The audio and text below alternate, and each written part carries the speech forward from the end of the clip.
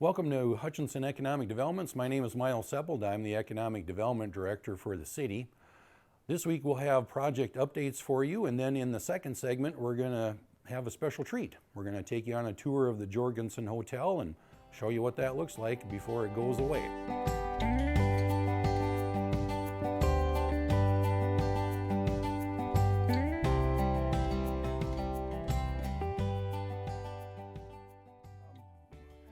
Looking at the intersection of Highway 7 and 15, I'm sure some of you are wondering what's going on there. There's been a little amount of cleanup work going on, and the reality is that there's no project or anything. Right now all they're doing is just getting that site cleaned up. So they're removing some trees, and then there was a couple rental houses that they decided to demolish and remove. And really this is just about getting the site ready for development. So I talked with the realtor last week, and they said they didn't have any project. It was more about just readiness for the site. On the other end of town, on the south end of Highway 15, next to O'Reilly Auto Parts, there's a building going up that you might be curious about. That's going to be a Sherwin-Williams paint store. So that'll be under construction throughout the winter, and then I would assume that'll be open by late summer of this year, probably. Coming back to the landing, this project is moving forward. They do take a little bit of time off when the weather is super cold, but on the warmer days they're out there working on it. So this project is on schedule. It's going to be opening in December, and I think, this should all be on schedule. I took some pictures out there a couple days ago, and this picture is on the west end of the site. You can see there's a bunch of wall framing sections that are stacked up. They got a huge amount of these on site. These are all prefabricated framing sections that are going to go up, and this is what's going to start forming the basis of the first level of apartments on the building. Here's a picture of it from the west side looking to the east. On the left you can see the framing sections piled up, and when it gets to be a warm day, I'm sure we're going to start seeing those go onto the building. Here's a picture on First Avenue looking to the east. Cornerstone Commons is in the background, and then you can see that the garage, that whole first level, is pretty much all enclosed. So they're making really good progress here despite the weather.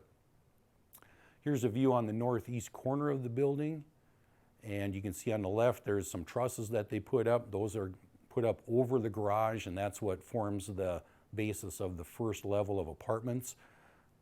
And then here is a picture from the southeast corner of the building. They've got safety railings put up, so they're getting pretty close to start putting up these big wall sections. Hopefully when it warms up, we'll start those going up, and this building is going to get a lot taller pretty quickly. In other news, Guiding Light Child Care Center is now open for business. They are receiving children. They've got up to 42 slots available, and this would be for preschool kids and school-age kids, and the number's there on the screen. So if you need child care for your family, or if you know of anybody else that needs child care, they are enrolling kids right now. They're open right now, so give them a call and they should be able to fix you up. And then the Jorgensson Hotel. This project is moving forward. Cook Jewelry is now closed, and they're busy doing preliminary work inside the buildings now. So kind of preliminary demolition underway. One of the things that needs to happen is that they need to remove all the hazardous materials that are in the building before the wrecking ball can come down. And the reason is because a lot of these hazardous materials, you can't put them in a landfill, or at least not in a regular landfill. So they need to do a lot of testing and removal before the wrecking ball comes down. I would imagine that full-scale demolition is probably going to be taking place in March. That's what the contractor told me last week. So some of the materials in the building, they got to test everything. They're looking for asbestos, lead paint, mercury, formaldehyde, all that stuff. The picture on the left there, that shows a windowsill, and that caulking there, I have a red arrow pointing to. That's probably got asbestos in it, so they'll take samples and test all that. And then the floor coverings might have asbestos in there as well. And then in the basement, there's a bunch of windows with lead paint. All that needs to get cleaned up and removed before you can get to the actual demolition of the building. So they've got several weeks of work ahead of them before anything dramatic happens. So that's really it for the update. Not too much this week, but if you do have any questions, certainly feel free to give me a call anytime. My number's there on the screen. I'll be happy to answer any questions that you might have. In the next segment now, we're going to take you on a special tour of the Jorgensson Hotel, so stay tuned for that. The Jorgensson Hotel stands at the corner of Main Street and Washington Avenue in downtown Hutchinson. For more than a century, the site played an important role in the community's commercial and social life. The first hotel on the site was the Railroad Hotel, built in 1872 to serve railroad travelers and local residents. In 1884, Ingvert Jorgenson purchased the property and renamed it the Merchants Hotel, which continued operating for several decades. After the wooden Merchants Hotel was destroyed by fire, John and Arthur Jorgenson purchased the property and began construction of a new hotel in 1916. To reduce the risk of fire, the building was constructed primarily of brick and concrete. The new three-story Jorgensson Hotel opened in 1917. The building totaled just less than 26,000 square feet, with retail and business space on the ground floor and 64 hotel rooms on the upper two floors. The hotel also included a cafe. Over time, ground floor and basement tenants included Farmers Merchants Bank, Pop Rexall Drug, a jewelry store, a shoe store, a restaurant, a barbershop, and even a small bowling alley in the basement. The Jorgenson family owned and operated the hotel for 62 years. By the late 1960s, hotel operations ended as the rooms became outdated. Guest rooms were small, and bathrooms were shared between the rooms. By 1978, the upper floors were largely abandoned, with only two substandard apartments remaining on the Main Street side. Several redevelopment attempts were made over the years. In 1995, a proposal to convert the building into retail and office condominiums failed. A later residential condominium project also did not move forward. In 2001, two local investors purchased the building and removed the remaining hotel rooms and bathrooms, renovating the ground floor for retail and office use. From 2007 to mid-2023, the building housed the Hutchinson Chamber of Commerce and several professional offices. The upper floors remained unfinished due to high redevelopment costs. Additional concepts, including offices, housing, and an event center, were considered over the next 15 years but proved financially unworkable due to the building's condition and the required repairs. In 2022, the property was purchased by Titanium Partners, who evaluated redevelopment as a boutique hotel. Structural issues, including foundation damage from water infiltration, a failing roof parapet, roof replacement needs, extensive concrete construction, and just the way the building was laid out made reuse infeasible. As a result, the only practical option was demolition. In early 2026, the Jorgensson Hotel was scheduled for removal to allow for construction of a new hotel on the site.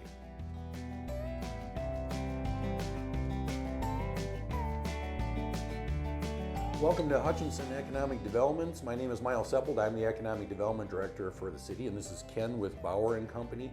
We're going to give you a little tour of the Jorgenson today and look at some of the reasons why this building is beyond saving, and just look at some of the historical features of the building. So join us as we walk through the Jorgenson.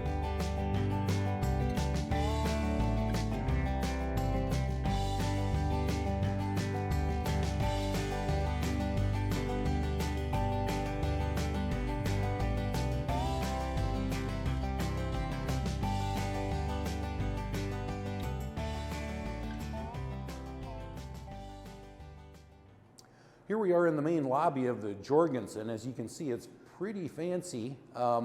Years ago, back in, I want to say 2001, 2002, about that time frame, local developers bought the Jorgenson, and they had big plans to refurbish the whole building, and they started with this first level. So the first level was set up as offices, and we have this big common area, and then for quite a few years, we had the Chamber of Commerce was in the front of the building, operated out of there. So this area has been restored and is actually pretty darn nice.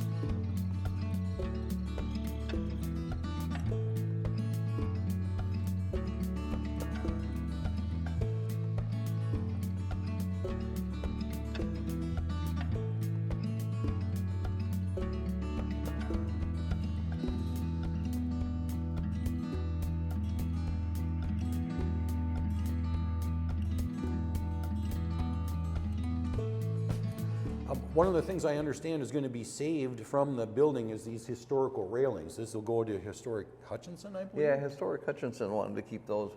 We don't really have a use for them at the time, right now, but we're hoping that we can find a place to reuse those. Okay, so the railings and then probably some other items around will be preserved in one way or another. So we're going to have historic elements of the building saved for future generations. Here we are in the area that used to be the Hutchinson Chamber of Commerce. As you can see, they're in the process of just taking things apart. Whenever a building gets demolished, you have to remove certain things because they just can't go to a landfill. So all the carpet needs to get pulled out. You got to do a big review of the building and take a lot of samples to find out if there's any hazardous materials, things like lead-based paint or asbestos, or sometimes they have old light switches that have mercury in them. None of that stuff can get disposed of in the regular trash. So they all need to be removed in advance and disposed of properly. And then we have to get a permit from the state of Minnesota, and then I think there's a 10-day waiting period or something. So there's a lot of steps that you have to go through when you're demolishing a building. Here we are on the second floor of the Jorgenson. Back in the days when this was a hotel, it had 64 hotel rooms, and then there was 20 bathrooms. The developers that had owned this previously, they sort of began the process of demolition. And so they removed the hotel rooms that were here, the bathrooms that were here, and you can see in the floor where the outlines of where the rooms used to be. And this is one of the reasons why the hotel really cannot be saved as a building. You know, it was built in 1916, 1917, about that time frame. And the rooms at that time were much smaller than what we would be used to today. So, I mean, really the building was functionally obsolete as a hotel, and because of the way it was built, it just really couldn't be remodeled. The original building that was here was the Merchants Hotel back in the late 1800s. That all burned down, and the owner at that time was determined that he was never going to lose a building to a fire again. And so he built this thing out of cement and brick and all that stuff. And so it's an extremely sturdy, robust building and pretty much fireproof. But the downside of all that is that it's pretty hard to remodel because you got to take a jackhammer and do a lot of hard work to get these rooms out. So you can see here the rooms, the hotel rooms themselves were pretty small. And back in the early 1920s or whatever it was, you know, it was a different world. And the idea of sharing a bathroom with your neighbor, that would be not an issue. These here depressions that you see in the floor, that's where the bathrooms used to be. And so they would be shared between the guests. One hotel room on one side, bathroom, another hotel room on the other side, and they would share the bathroom. Naturally, you know, that type of thing is not going to be acceptable today. But back then, that was just kind of standard. But because of the way it was built with all these smaller rooms, you can see this is a hotel room, it's a 2-room thing, not very big. It just is not going to be acceptable for today. And because of the building was built, because it was so sturdily built, makes it next to impossible to do any meaningful remodeling, at least not in a cost-effective way.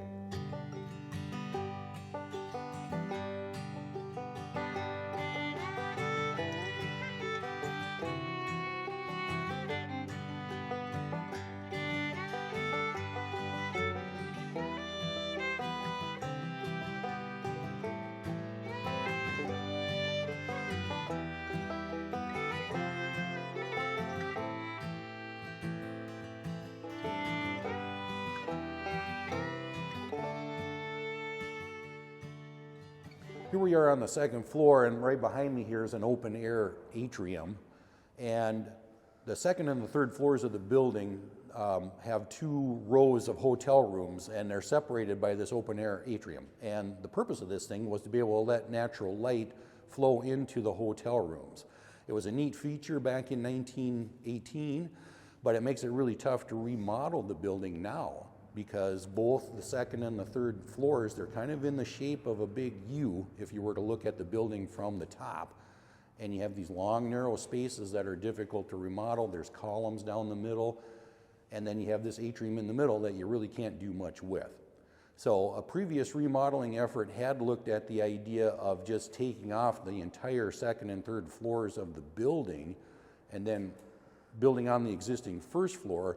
But then as engineers looked at that, they determined that was just not possible because you have to add an elevator, and the building itself, it's not in the best of shape. It really wouldn't be able to support having a new structure on top.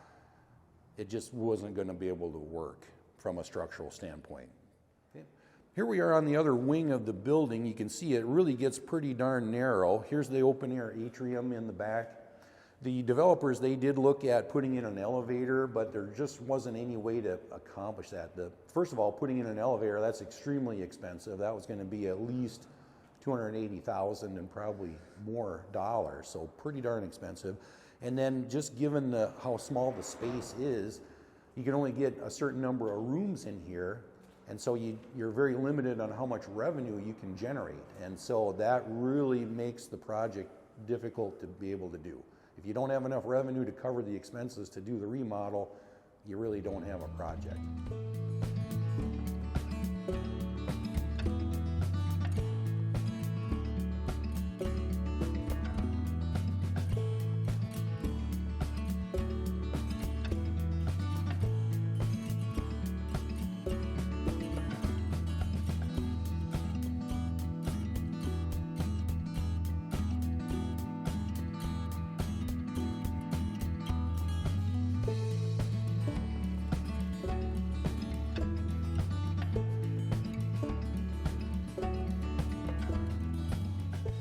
Okay. Ken, can you tell us a little bit about how this was built? This here ceiling looks very interesting. Yeah, so the ceiling this represents kind of, all the floors are built the same way. They did a clay tile, so they shored up plywood all the way up, and then they stacked a clay tile throughout the whole thing, and then laid in rebar in between those, and then poured concrete over the top. And as you can see, it slopes towards the roof drains, and so it was designed to be crooked like it is. And then there's rods in the ceilings that used to hold a grid work that held plaster. You can kind of see the plaster line, and then above that plaster was the insulation. And that's all been removed. I think that was all done by the previous owners. Here we have our little pet rat. He crawled over to the corner and probably ran out of energy, and he just died standing up. So he's been there for quite a few years. Here we are on the third floor of the Jorgenson, and in the 1970s, I believe, there used to be a couple of apartments up here that people lived in for a number of years.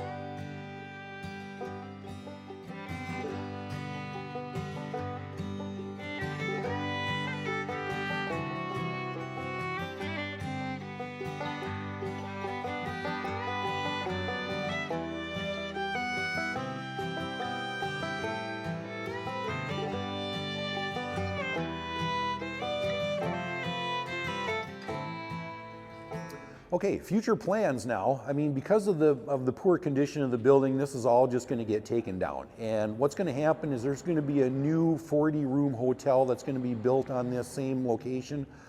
The existing Jorgenson's 3 stories. I think the new building is probably going to be 4 or 5 stories. So it's going to be significantly taller.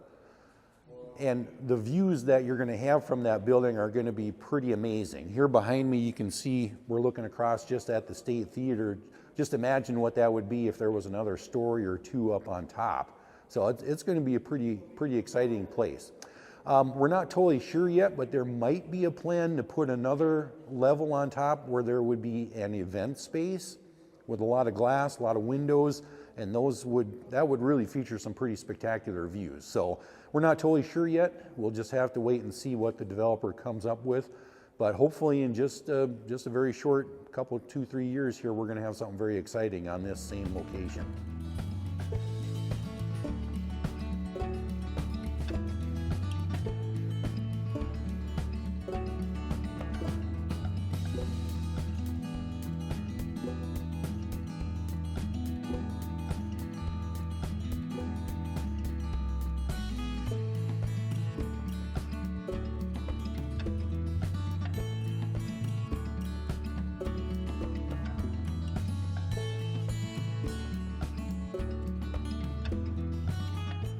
Okay, now with the Economic Development Authority, we've got a number of projects rolling. So behind me here in the distance, you can see the landing.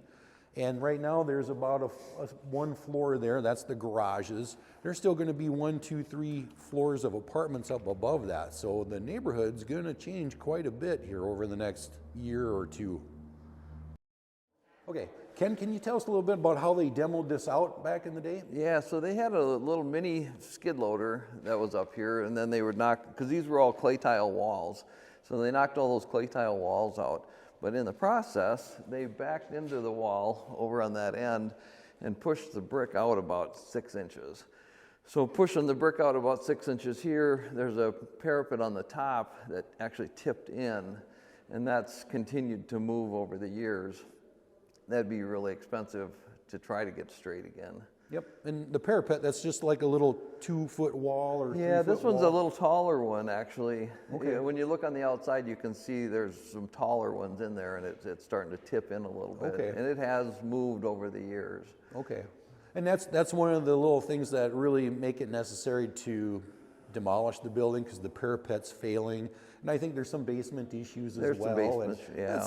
It's just a number of issues. So I mean, it's a combination of we've got a building over 100 years old, and then just the way it's laid out and how it was constructed make it impossible to renovate. So that's why we gotta send this guy away and get a new building. You know, it'd be nice to be able to save it, and it's this close, but it's on the wrong side of this close. Right. And if it doesn't cash flow, you don't do it. That's just the way it goes. So.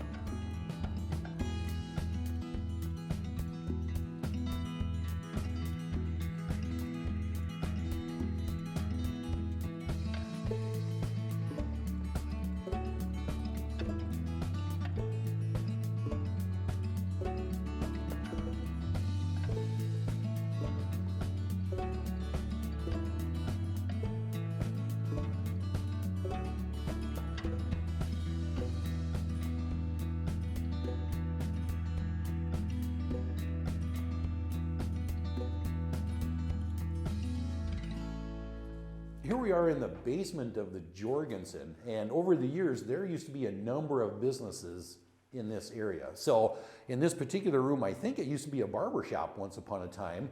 I think there was another time when there was a bowling alley down here. It could have been in the center. Yeah, and so multiple things happened to this place over the years. You can just see by the walls and the way this thing's constructed. I mean, it's made like a bomb shelter. I mean, this place it's sturdy, and so it's going to be a real challenge to demo all this stuff out.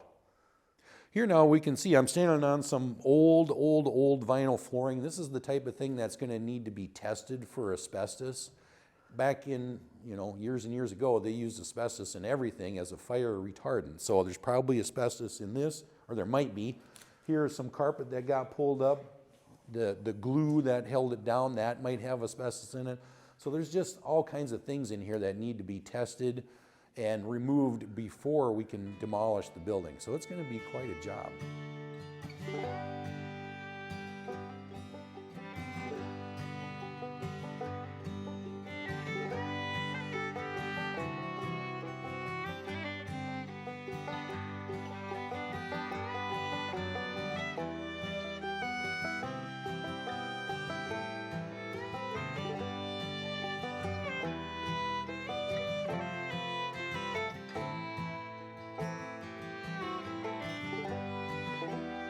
Once upon a time, this was the home of what was called the Bank of Hutchinson. Here's the door to the safe. So just among the many uses of this old building, and once upon a time we had a bank here.